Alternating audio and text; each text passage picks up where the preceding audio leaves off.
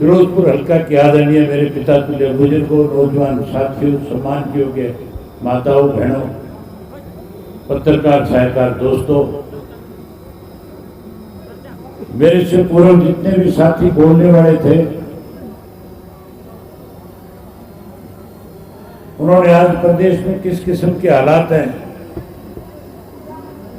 जब से इस प्रदेश में, देश में बीजेपी की सरकार बनी, सरकार बनने के बाद हमें किन किन परिस्थितियों से जूझना पड़ा, इन सब बातों पे खुल करके सब साथियों ने चर्चा करी। अगर मैं उन्हीं बातों को दोहराऊंगा तो बहुत लंबा समय लग जाएगा। साथियों, मैंने पिछले साल 24 फरवरी से मेवात जिला के सिंगार गांव से यात्रा शुरू करी थी और उस यात्रा का नाम भी परिवर्तन यात्रा रखा गया था। वो यात्रा मुझे क्यों करनी पड़ी? क्योंकि देश में, प्रदेश में मौजूदा जो सरकार है, इस सरकार ने धर्म के नाम पे, मजहब के नाम पे, जाति के नाम पे इस देश को बांटने की कोशिश की। जो वायदे इस देश के अंदर, देश के प्रधानमंत्री लोगों के बीच में करके आए थे, मोदी जी कहते थे कि अगर मेरी सरकार बनेगी तो सरकार बनने के बाद 2 करोड़ पढ़े लिखे युवाओं को नौकरी और रोजगार दूंगा। मोदी ने वायदा किया था कि कांग्रेस के लोगों ने जो काला धन इस देश से लूट करके विदेश के बैंकों में जमा कराया, मैं उस पैसे को वापस लेकर के आऊंगा और हर गरीब आदमी के खाते में 15-15 लाख रुपए जमा कराने का काम करूंगा। मोदी ने वायदा ये किया था कि महंगाई कम कर दूंगा और उसके साथ साथ मोदी ने ये भी कहा था कि जहां ये सारी सुविधाएं देश के लोगों को दूंगा, वही देश को आगे बढ़ाने के लिए, देश की सीमाओं को और ज्यादा मजबूत करने का काम करूंगा। लेकिन हैरानी की बात है, देश में भाजपा की सरकार बनने के बाद जो वायदे किए थे उनमें से एक भी वायदा पूरा नहीं हुआ। ना किसी को नौकरी मिली, ना किसी को रोजगार मिला, ना किसी के खाते में 15 लाख आए। लोग आज परेशान हो गए। कैसे लोगों का ध्यान बांटा जाए, इसके लिए कभी राम मंदिर के नाम का सहारा लिया गया, धर्म और मजहब के नाम के ऊपर लोगों को लड़ाने के प्रयास किए गए। दूर जाने की जरूरत नहीं। इस मेवात के अंदर प्रदेश की मौजूदा सरकार ने, जहां महंगाई बढ़ी, बेरोजगारी बढ़ी, वहां भ्रष्टाचार चरम सीमा पे पहुंच गया। उसके साथ साथ नशा बढ़ा, अपराध बढ़े और उसके साथ साथ किसान को, मजदूर को, कमेरे वर्ग के लोगों को कमजोर करने की योजनाएं बनाई गई। कहा तो यह गया था किसान को कि हमारी सरकार बनने के बाद तेरी फसल के दाम 2022 में 2 गुना कर देंगे। फसल के दाम 2 गुना करने की बजाय 3 काले कानून बना दिए थे और ऐसे काले कानून थे 13 महीने तक किसानों को अपना घर, परिवार, खेत, बच्चे सब छोड़ करके इस सरकार के खिलाफ आंदोलन करने पर मजबूर होना पड़ा। मैं भी उस आंदोलन का हिस्सा था। मैं भी रोजाना लोगों से मिलता था। मुझे ऐसे ऐसे बुजुर्ग मिले जिन्होंने लगातार 13 महीने से अपने परिवार के किसी सदस्य से मिलने की बजाय आप लोगों की लड़ाई लड़ने का काम किया। एक वक्त ऐसा आया, एक दौर ऐसा आया जब मैं अपने हजारों साथियों के साथ टीकरी के बॉर्डर के ऊपर किसान आंदोलन और मजबूत हो, किसानों का हौसला और ज्यादा बढ़े, जब मैं उनको समर्थन देने गया तो वहां जो किसान नेता बैठे थे उन नेताओं ने मेरे सामने एक प्रस्ताव रखा। मुझे कहने लगे कि हमें खुशी है कि आप हमारा समर्थन करने आए हो, लेकिन हम आपसे उम्मीद करते हैं आज चौधरी देवीलाल अगर जिंदा होते तो इस आंदोलन की रूपरेखा अलग तरह की होती। मैंने उनसे कहा कि मैं आपकी मंशा को समझता हूं। मैंने उसी वक्त प्रेस के लोगों को बुला करके कहा कि 26 जनवरी तक या तो किसानों की मांगों को मान लिया जाएगा, अगर सरकार ने मांग नहीं मानी तो 27 जनवरी को इस्तीफा देकर के किसानों के बीच में जाकर किसान आंदोलन को और मजबूत करने का काम करूंगा। 26 तारीख को साथियों सरकार की तरफ से षड्यंत्र रचा गया। जो किसान ट्रैक्टर लेकर के दिल्ली में ट्रैक्टर यात्रा निकाल रहे थे, शाम होते होते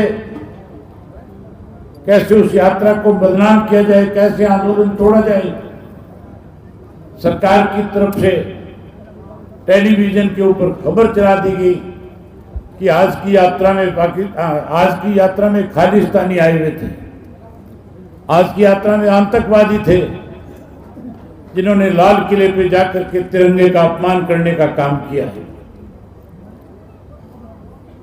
इस तरह की अफवाह फैलाकर के आंदोलन को कमजोर करने का प्रयास हो रहा था।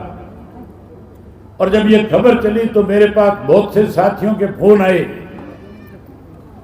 कुछ कांग्रेस के साथी थे, कुछ अपनी खुद की पार्टी के लोग थे, कुछ सत्ता से जुड़े हुए लोग भी थे, जो मुझे टेलीफोन करके कह रहे थे कि अब तो आंदोलन खत्म हो जाएगा, अब आपके इस्तीफे का कोई मायना नहीं बचेगा, अब आपको पुनर्विचार करना चाहिए। मैंने उन लोगों से कहा कि अगर आप किसान के हितैषी हैं, आप चाहते हैं 3 काले कानून खत्म हो, अगर आप चाहते हो कि किसान को एमएसपी की गारंटी मिले, तो फिर आप लोगों को मुझे इस तरह की राय देने की बजाय मेरे साथ चल करके इस्तीफा दे देना चाहिए। उनकी हिम्मत नहीं हुई। मैंने जो वायदा किया था, अपने वायदे को पूरा करते हुए 27 तारीख को जाकर के इस्तीफा देकर के टीकरी के बॉर्डर पे आकर के बैठ गया था। जहां साथियों किसान को कमजोर करने के लिए षड्यंत्र रचे, वहीं आज इस किस्म के हालात प्रदेश में है कि हर वर्ग के लोग इस सरकार से दुखी हैं। किसान भी, मजदूर भी, व्यापारी भी, कर्मचारी भी, स्कूल कॉलेज में पढ़ने वाले नौजवान बच्चे भी, माताएं बहनें भी, सब सरकार को बदलना चाहती है। फिरोजपुर झिरका के लोग बदलना चाहते हैं कि नहीं बदलना चाहते हैं? छुटकारा चाहते हो, जहां इनको बदलना चाहते हो। वहां साथियों आज भारतीय जनता पार्टी के साथ कांग्रेस के लोग भी सत्ता के साथ मिले हुए हैं। ये मेरे कहने की जरूरत नहीं है। जब आपके यहाँ पे धर्म के नाम पे, मजहब के नाम पे भाईचारे को तोड़ने का प्रयास किया जा रहा था, कोई एक भी कांग्रेस के नेता ने ना विधानसभा में आपकी बात करी और ना जब आपके ऊपर लाठियां बरसाई जा रही थी, गोलियां चलाई जा रही थी, जब आपको मुकदमों में, झूठे मुकदमों में फंसा करके आपके नौजवान बच्चों को गिरफ्तार किया जा रहा था, किसी एक भी कांग्रेसी ने अखबार के माध्यम से भी ये नहीं कहा कि आप जुल्म हो रहा है। अगर आपकी आवाज को, आपकी बात को किसी ने विधानसभा में उठाया या आपके बीच में आकर के आपकी लड़ाई को किसी ने लड़ने का काम किया, तो केवल और केवल इंडियन नेशनल लोकदल पार्टी के कार्यकर्ताओं के साथ नहीं किया। हमने जो परिवर्तन यात्रा शुरू करी थी, उसका मकसद केवल एक था कि लोगों के साथ न्याय हो, लोगों के साथ आज जिस किस्म की दुर्भावना के साथ सरकार काम कर रही है। मैं उस यात्रा के दौरान मेवात के अंदर 10 दिन तक लगातार घूमता रहा, गांव दर गांव गया, एक एक दिन में 10-10 गांव में पैदल जाता था, 25 से 30 किलोमीटर का सफर तय करता था। गांव के लोगों के साथ किस किस्म के हालात इस सरकार ने बना रखे हैं उनको नजदीक से जानने का काम किया। मैंने उस यात्रा में देखा हर गांव का बुजुर्ग एक ही शिकायत सरकार के खिलाफ कर रहा था, हमारी बुढ़ापा पेंशन काट दी। हर गरीब आदमी मुझे कह रहा था मेरा पीड़ा कार्ड काट दिया। जब मैं गांव के लोगों से मिलकर के पूछ रहा था बच्चे कौन सी क्लास में पढ़ते हैं, तो आगे से जवाब आता था स्कूलों में मास्टर नहीं है, ताले लगे हुए स्कूल बंद पड़े हैं। मैंने जब गांव में पूछा कि इलाज के लिए बीमार हो जाए कहां लेकर के जाते हो, तो कहते हैं एमएसपी, जो चौधरी ओम प्रकाश चौटाला के समय में जो कोई प्राइमरी हेल्थ सेंटर बनाए गए थे, जो कोई डिस्पेंसरियां बनाई गई थी, आज डॉक्टरों के अभाव की वजह से हमें घर में कोई बुजुर्ग बीमार हो जाए तो उसको मुंह लेकर के जाना पड़ता है, परेशानी आती है। अस्पतालों में डॉक्टर नहीं है, स्कूलों में मास्टर नहीं है, पीने के पानी की कोई व्यवस्था नहीं है। हरियाणा प्रदेश में 80% से ज्यादा गांव ऐसे हैं जहां पीने का पानी नहीं है। खेतों के लिए मेरे सामने मेवात के लोगों ने शिकायत करी कि खेत का पानी जिस नहर का हमारे यहाँ आता है, जिस नाले रजवाई की वजह से मिलता है, बंद पड़ा है। मैंने पूछा कितने दिन से बंद है, कहने लगे 50 दिन से ज्यादा समय हो गया। मैंने अधिकारियों को फोन करके कहा कि सरकार की तरफ से आदेश है या तुम मनमर्जी कर रहे हो। मैंने कहा मैं मेवात में हूं, मेरे रहते रहते रजवाई में पानी आना चाहिए, पानी नहीं आया तो अपनी यात्रा छोड़ करके आपके दफ्तर में आ जाऊंगा। मेरी मौजूदगी में पानी छोड़ना पड़ा। मैंने इस किस्म के हालात देखे कि सड़क नाम की चीज नहीं है। जहां ये सारी चीजों की दिक्कत और कठिनाई थी, वहां बिजली के बिलों को लेकर के लोग बहुत परेशान थे। जो 500-700 रुपए का बिजली का बिल आता था, 5-10 हजार रुपया हो गया। हर गांव के लोगों की शिकायत थी। मैंने सारी बातें चौधरी ओम प्रकाश चौटाला जी के सामने रखी। मैं जब 4200 किलोमीटर का सफर तय करके 2000 से ज्यादा गांव, शहर और कस्बों में जाकर के 6 महीने 11 दिन की यात्रा पूरी करके चौधरी ओम प्रकाश चौटाला जी से मिला। मैंने सारे प्रदेश के हालात से उनको जब अवगत कराया तो उन्होंने सामने से चल करके फैसला ले लिया। कैथल की रैली में उन्होंने घोषणा करी थी और कहा था कि अगर आप हमारी सरकार बनाओगे, हमारे पे विश्वास करोगे, तो सरकार बनने के बाद हरियाणा प्रदेश का कोई भी बच्चा जो आज बेरोजगार है, हमारी सरकार बनने के बाद हम हर पढ़े लिखे नौजवान बच्चे को रोजगार और नौकरी देने का काम करेंगे।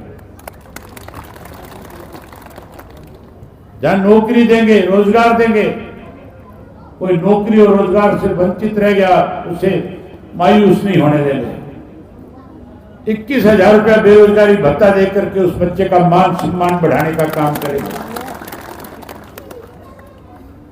वही साथियों, उसके साथ साथ हरियाणा प्रदेश के जिन 5 लाख बुजुर्गों की पेंशन इस सरकार ने काट दी, हम उनकी पेंशन ब्याज के समेत उनके घर पहुंचाने का काम करेंगे। नई पेंशन बढ़ाएंगे।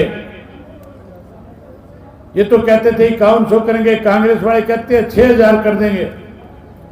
हुड्डा से पूछने वाला हो, 10 साल मुख्यमंत्री रहा था, उस 10 वर्ष में पेंशन क्यों नहीं बढ़ाई? अब फिर झूठ बोल करके, बरगड़ा करके वोट लेना चाहता है। चौधरी ओम प्रकाश चौटाला जी का फैसला है। इस पेंशन की शुरुआत चौधरी देवीलाल ने करी थी। चौधरी देवीलाल से पहले किसी को कोई 1 रुपया भी पेंशन के रूप में नहीं दिया गया था। अगर पहली दफा पेंशन किसी ने देश में दी तो उस शख्स का नाम चौधरी देवीलाल था। हम उनकी नीतियों को आगे बढ़ाएंगे और उनके द्वारा दी गई चालू की गई 100 रुपए वाली पेंशन को 7500 रुपया महीना करके आपको देंगे। वहीं उसके साथ साथ मोदी जी ने माताओं बहनों से वायदा किया था, कहा था चूल्हे से छुटकारा दिला दूंगा, गैस का सिलेंडर घर घर में मुफ्त में पहुंचा दूंगा। मोदी ने तो नहीं पहुंचाया। आप घर में जाकर के माताओं और बहनों को बता देना कि इंडियन नेशनल लोकदल पार्टी की सरकार बनने के बाद हर घर में महीने की पहली तारीख को गैस का सिलेंडर सरकार की तरफ से मुफ्त आया करेगा। जब गैस का सिलेंडर आपको मुफ्त में देंगे, वहीं हर गृहिणी के खाते में 1100 रुपए उसकी रसोई बढ़िया चले उसका भी उसको देने का काम करेंगे। वहीं उसके साथ साथ जिन गरीब लोगों के पीले कार्ड काट दिए गए उनको पीले कार्ड देंगे, दोबारा से बहाल करेंगे और 100 गज के प्लाट भी उन गरीबों को देंगे। उसके साथ साथ चौधरी देवीलाल आवास योजना के तहत उनको पक्का मकान बना करके भी देंगे।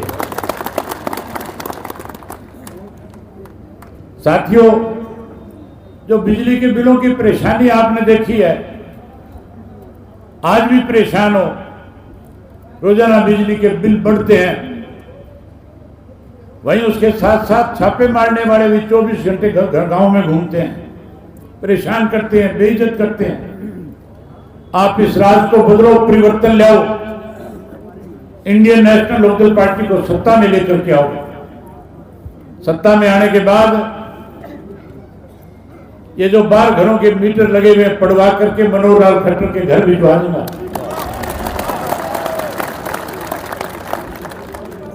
जहां ये मीटर पड़वा दूंगा,